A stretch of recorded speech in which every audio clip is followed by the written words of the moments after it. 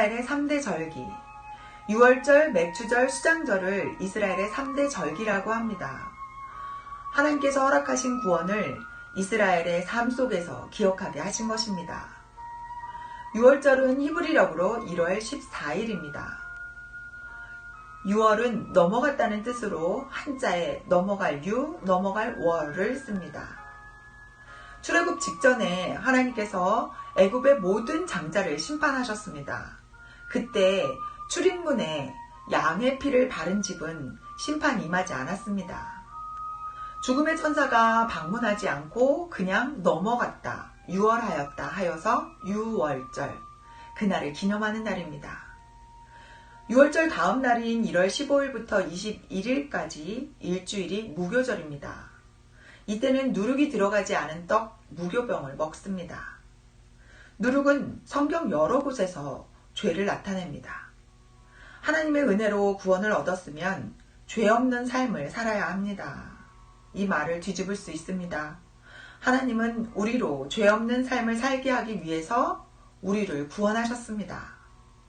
무교절 기간이 일주일이기 때문에 무교절 중에 안식일이 있게 되는데 그날을 초실절, 주님이 우리를 위해 부활의 첫 열매인 것을 보여줍니다.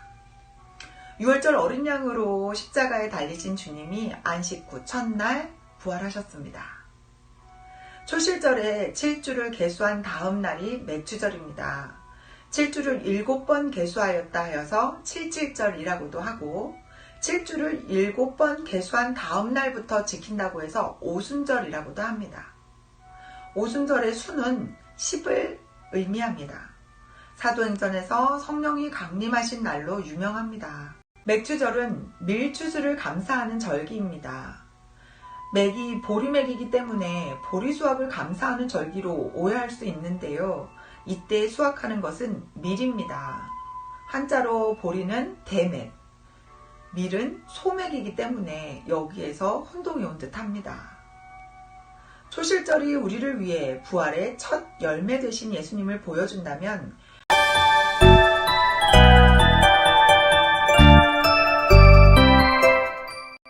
초실절이 우리를 위해 부활의 첫 열매 되신 예수님을 보여준다면 맥주절은 예수님의 사역으로 말미암은 첫 열매를 보여줍니다.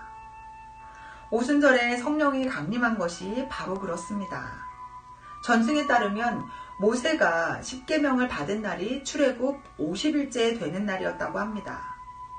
계명이 주어져야 하나님의 백성으로 살 수 있는 것처럼 오순절 성령 강림으로 우리가 비로소 신자로 살 수 있게 된 것입니다. 7월 15일부터 일주일 동안은 수장절입니다. 한 해 동안 모든 수확물을 창고에 수장한 다음에 지키는 절기입니다. 수확한다고 하는 수, 저장한다고 하는 장을 씁니다.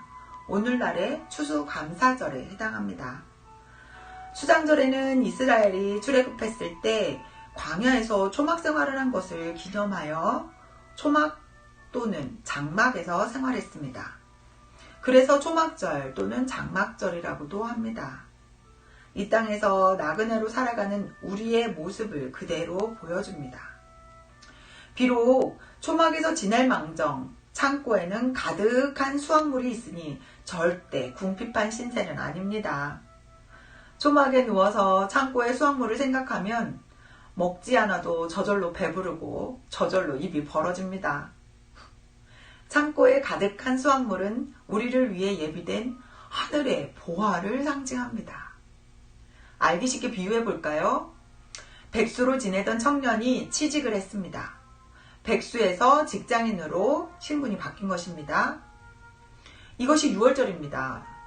맥주절을 지키는 것은 첫 월급을 받는 것에 해당하고 수장절을 지키는 것은 열심히 적금 부어서 목돈을 마련한 것에 해당합니다. 직장인과 백수는 엄연히 다른 신분입니다.